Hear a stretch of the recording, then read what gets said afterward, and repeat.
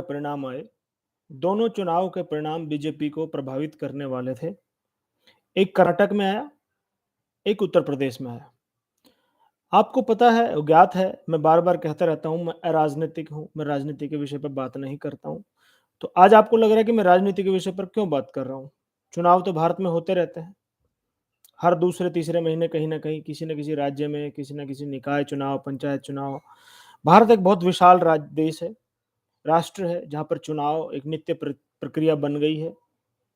उसके विषय में आज मैं बात क्यों कर रहा हूँ?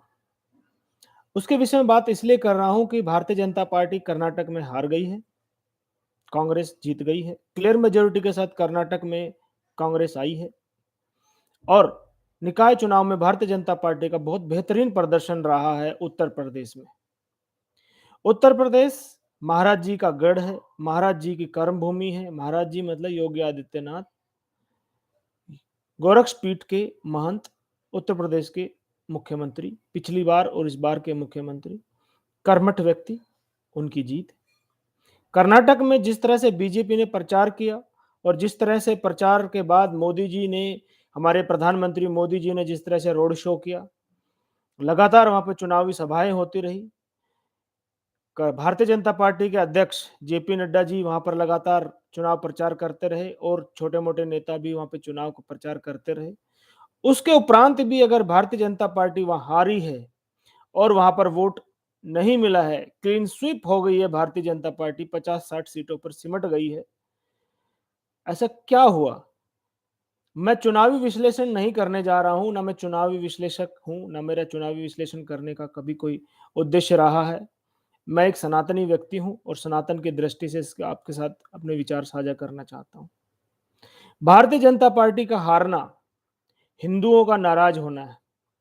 आपको याद होगा, परवीन नटारू नाम का एक व्यक्ति था, एक लड़का, युवा लड़का था, जो हलाल इकोनॉमी के खिलाफ लड़ रहा था। उसकी पोल्ट्री फार्म था, वो झटका का मीट बेच रहा था, जगह घर घर जाके जागरूक कर रहा था, झटका मीट को प्रमोट कर रहा था।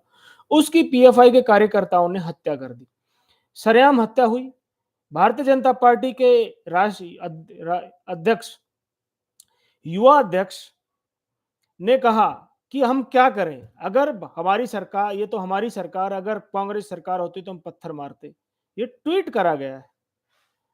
और उसके बाद जब भारतीय जनता पार्टी ने अपने उस कार्यकर्ता को, प्रवीण नेटारू के साथ ना खड़ा होकर उसके विरोध में खड़ी हो गई, तो वहां पर लाइन लगाकर भारतीय जनता पार्टी के युवा मोर्चा के कार्यकर्ताओं ने लाइन लगाकर इस्तीफे, अपना जो है रेजिग्नेशन सबमिट कर दिया और घर जाकर बैठ गए।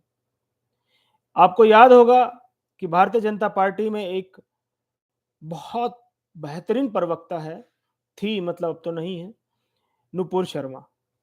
एक टीवी डिबेट के दौरान, नाविका कुमार का टीवी डिबेट था जिसमें तस्लीम रहमानी और नुपुर शर्मा के बीच में टीवी डिबेट चल रहा था। उसने, जब नुपुर शर्मा को सामने ये बात बार बार कही जा रही थी कि शिवलिंग नहीं हो तो फंवारा था और हमारे शिवलिंग को तरह तरह की बातें कही जा रही थी, तब उन्होंने हदीसों से कोट करते हुए कुछ कहा और उसका कटा हुआ वीडियो जुबैर ने ट्वीट किया और उसके बाद जो हंगामा मचा, भारतीय जनता पार्टी ने अपने कार्यकर्ता, महिला कार्यकर्ता को डिफेंड न करते हुए उसको दूध में से मक्खी की तरह निकालकर फेंक दिया, लिटरली फेंक दिया, उसका पता तक जारी कर दिया और जिहादियों के हाथ उसका उनका पता लग गया। उसके बाद उनकी जान पे बनाई और जब वो उनके ऊपर जगह जगह एफआईआर हुई, जब वो राहत लेने के लिए सुप्रीम कोर्ट गई तो सुप्रीम कोर्ट ने उनके ऊपर बहुत ही, मैं कह सकता हूं कि बहुत ही तल्ख टिप्पणियां की कि ये जो भी हो रहा है, 6 लोगों की हत्याएं, उस वक्त 6 लोगों की, सरतन से जुदा वाले लोगों ने 6 लोगों की, भारत के अलग अलग राज्यों में, जिसमें कन्हैया कुमार, उमेश कोहले और बहुत सारे लोगों की हत्याएं हुई थी। तो कहा कि नुपुर शर्मा जिम्मेवार है। भारतीय जनता पार्टी ने, और उस टाइम नवीन जिंदल ने जो उनका सपोर्ट करने का प्रयास किया, उनको भी पार्टी से निष्कासित कर दिया। टी राजा सिंह एक दबंग व्यक्ति हैं, सनातन के प्रखर प्रहरी हैं, हैदराबाद में जिहादियों से लोहा लेते हैं, गौरक्षक हैं और भारतीय जनता पार्टी के सांसद हैं, इकलौते सांसद हैं। उनने जब ये कहा कि उनके खिलाफ जब नारे लग रहे थे सरतन से जुदा, उन्होंने कहा सरतन से जुदा के नारे नहीं चलेंगे, तो भारतीय जनता पार्टी ने उठाकर दूध में से मक्खी की तरह बाहर उनको भी फेंक दिया और निष्कासित कर दिया।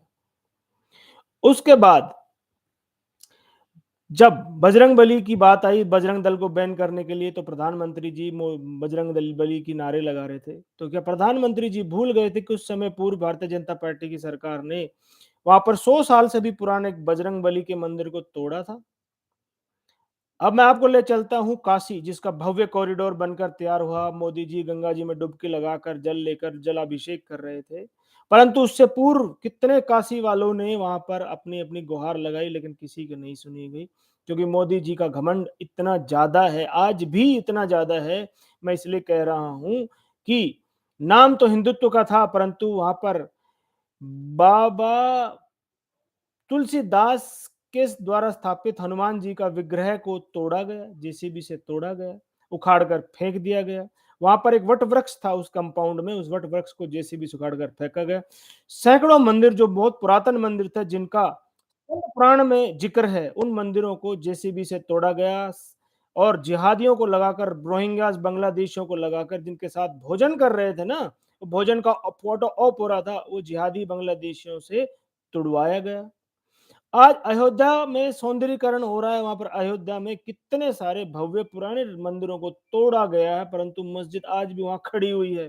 तो क्या अंधे बहरे हो गए हिंदू, दिखाई नहीं देता उनको?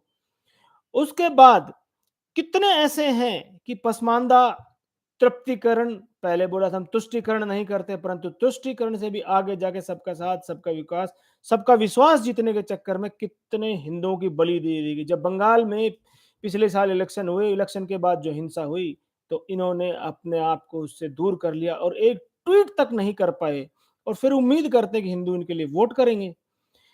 बंगाल हो, अभी जो करंट में चल रहा है, मैंने बताया था मैती और कुकीज के बीच में, कुकीज जो है कि क्रिश्चियन है, क्रिश्चियन मिशनरीज द्वारा प्रेरित हैं और उनको फंडेड हैं, और वहां पर मैती हिंदू हैं, उनके खिलाफ जाकर कोर्ट में उनको उनके हाई कोर्ट ने कहा कि मैती को भी हाई कोर्ट ने कहा कि मैती को भी एसटी समाज में डाला जाए, उनको एसटी का दर्जा दिया जाए। इसके ऊपर जो विवाद हुआ, उसके खिलाफ बीजेपी के एमएलएज उस फैसले के खिलाफ सुप्रीम कोर्ट गए हैं। तो क्या हिंदुओं को दिखाई नहीं देता मोदी जी या नड्डा जी? नड्डा जी का एक बहुत फेमस वक्तव्य है, आप सबको मैंने अभी कल एक शॉर्ट्स में भी डाला, आप उसको देख सकते हैं। नविका कुमार ने पूछा, पत्रकार नविका कुमार ने भारत टाइम्स में, कि भगवा मतलब बीजेपी? तो उनका नहीं नहीं नहीं, भगवा मतलब बीजेपी, हम किसी को सब्सक्राइब नहीं करते हैं, भगवा मतलब बीजेपी नहीं है। तो इसका मतलब क्या? भगवा मतलब सनातन। क्या बीजेपी सनातन की पार्टी नहीं है? ये बार बार ये सिद्ध होता है, ये प्रमाणित होता है कि भारतीय जनता पार्टी का हिंदुओं से कोई लेना देना नहीं है। ये हिंदुत्व की बात सिर्फ इलेक्शनों में करते हैं, इलेक्शन के बाद सबका साथ, सबका विकास, सबका विश्वास, और उसके बाद तुष्टिकरण, तुष्टिकरण के बाद पसमानदा, पसमानदा का तृप्तिकरण। ये जो पसमानदा का तृप्तिकरण था, उनको 2% वोट मिला है। अब सोचिए कि लाखों करोड़ रुपए बहाने के, जनता का बहाने के बाद भी अगर भारतीय जनता पार्टी को सिर्फ पसमानदाओं का 2% वोट मिलता है, तो ये सोचने विचारने की बात है। मोदी जी कहते हैं कि पठान मूवी के खिलाफ कोई कुछ नहीं बोलेगा, परंतु हिंदुओं का वोट लेने के लिए, द केरला स्टोरी को प्रमोट करने के लिए आपने बात तो की, आपने कश्मीर फाइल्स की भी बात की थी, परंतु कश्मीर फाइल्स के बाद आपने क्या किया? उसको डस्टबिन में डाल दिया, और जो कश्मीरी हिंदू पिछले 32 साल से सड़कों पर ठोकरे खा रहे हैं, दर दर, आज भी बहुत सारे लोग जिनके सामर्थ्य नहीं, वो टेंटों में जम्मू में रह रहे हैं, उनके लिए क्या किया? ऑन रिकॉर्ड आपको बता रहा हूं, भारतीय जनता पार्टी का एक भी नेता, अटल बिहारी से लेकर आडवाणी तक और मोदी जी तक, एक भी नेता उनके कैंपों में आज तक गया ही नहीं है। बात करते हैं हिंदुओं का हृदय सम्राट बनने की। हिंदुओं से कहां गलती हुई? गलती उस वक्त हुई जब तत्कालीन गुजरात के मुख्यमंत्री श्री नरेंद्र मोदी एक सार्वजनिक सभा में गए, उनको टोपी पहनाने का प्रयास किया और उन्हें टोपी पहनने से मना कर दिया। तो हिंदुओं को लगा कि मर्द आया है जो मोमिनों से लड़ेगा, और हिंदुओं ने उनको हिंदू हृदय सम्राट की उपाधि देते हुए अपने सर आंखों पर बिठा लिया। और हिंदुओं ने जो कैंपेन चलाया 2013 में, जो हिंदू जागरण हुआ, उसके बाद मोदी जी उस लहर पर चढ़कर दिल्ली के रेस कोर्स, 7 रेस कोर्स, यानी जो आधार, जो वहां पर शपथ लेने पहुंच गए और अपने निवास में पहुंच गए। और दूसरी बात भी, हिंदुओं ने उनको 303 सीट देकर वहां पहुंचा, परंतु हिंदुओं के लिए क्या किया? प्लेसेस ऑफ वर्शिप एक्ट आज तक भी एज इट इज है, उसके ऊपर सुप्रीम कोर्ट में पीआई लगी हुई, इसका जवाब नहीं दिया। वक्फ बोर्ड की अगेंस्ट में पीआई लगी हुई है, सुप्रीम कोर्ट में आज तक उसका जवाब नहीं दिया। ऐसे जाने कितने अनगिनत मामले हैं जिनके ऊपर अल्पसंख्यकों के ऊपर पहले इन्होंने अपना हल्फनामा दायर किया, उसके बाद हल्फनामा वापस ले लिया। अब बात करते हैं यूसीसी की। तो कितने राज्यों में 6-8 महीने पहले जब इलेक्शन हुए थे उन्होंने कहा कि हम यूसीसी लेकर आएंगे, पर अभी तक वहां तक कुछ हुआ ही नहीं है। अभी वो तो चर्चा का विषय भी नहीं बना है।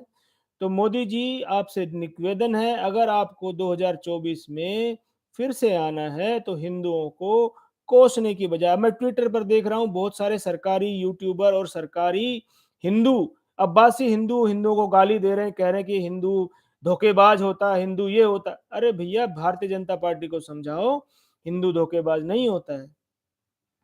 पिछले 70 साल से कांग्रेस हमको ठगती आई है।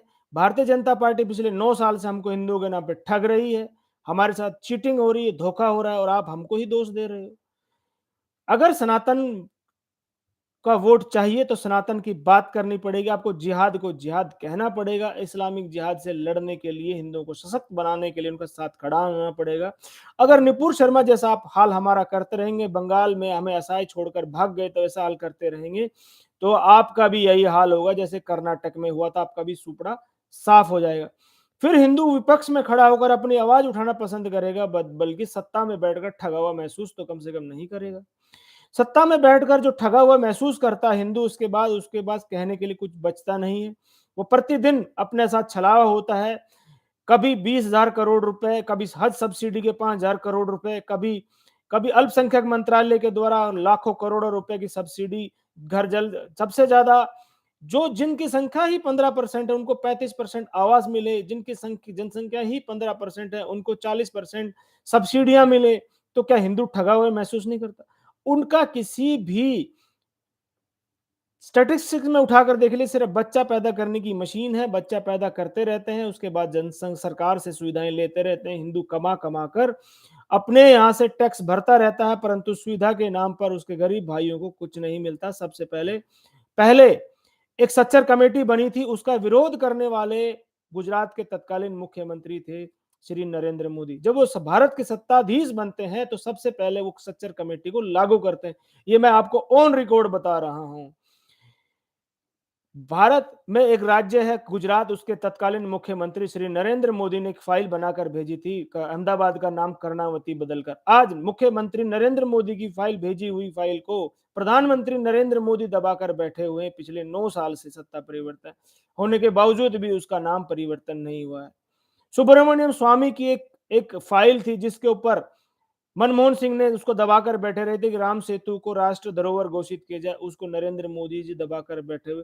ऐसे में हजारों किस्से हैं। जब 2024 में इलेक्शन आएगा तो 2024 के इलेक्शन से पहले मैं आप सबको एक वीडियो बनाकर दूंगा जिसमें तत्कालीन सरकार के हिंदू विरोध को मैं उजागर करूंगा।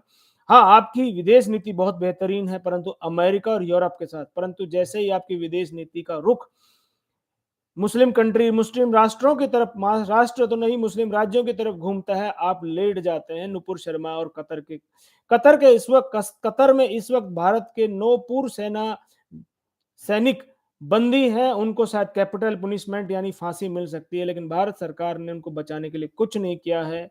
पाकिस्तान की जो स्थिति है उसमें प्रधानमंत्री ने लाल किले से खड़े होकर कहा था बलूचिस्तान की सहायता करेंगे, परंतु सहायता के नाम पर अभी सुन बटा सन्नाटा है। तो ऐसे कितने सारे उदाहरण हैं जहां पर यू टर्न, हम अरविंद केजरीवाल को दोष देते रहते हैं, लेकिन भारतीय जनता पार्टी की पूरी सरकार, जेपी नड्डा हो या प्रधानमंत्री श्री नरेंद्र मोदी हो, यू टर्न लेने में माहिर है, हिंदुओं को धोखा देने में माहिर है। तो हिंदुओं ने तो उनको कर्नाटक में बहुत अच्छा सबक सिखाया। अगर वो परवीन नेटारू के साथ उस वक्त खड़े हो जाते तो आज परिस्थितियां कुछ और बदलती। और सबसे बड़ी बात, बम्बई सरकार ने कहा था कि हम मंदिरों को मुक्त करेंगे सरकार के नियंत्रण से, परंतु हुआ कुछ भी नहीं। तो हिंदुओं ने उनको भी कहा कि भैया यहां भी कुछ नहीं होगा। तो आशा करता हूं कि वीडियो आपको अच्छा लगा होगा। वीडियो को अगर पसंद आए तो आप सबसे अनुरोध है कि वीडियो को लाइक, शेयर और सब्सक्राइब जरूर करें, ताकि सब लोगों तक ये सच्चाई पहुंच सके और ये विश्लेषण पहुंच सके कि किस तरह से हिंदुओं को ठगा जा रहा है। तो हिंदुओं को सोचना पड़ेगा। अब मैं आज विचार के साथ आपको छोड़े जा रहा हूं कि हिंदुओं को क्या नई पार्टी बनानी चाहिए या किसी और पार्टी का समर्थन करके या भारतीय जनता पार्टी को प्रेशराइज करके हिंदुओं के पक्ष में काम करने के लिए मजबूर किया जाए। यह आपके ऊपर मैं छोड़े जा रहा हूं इस विचार के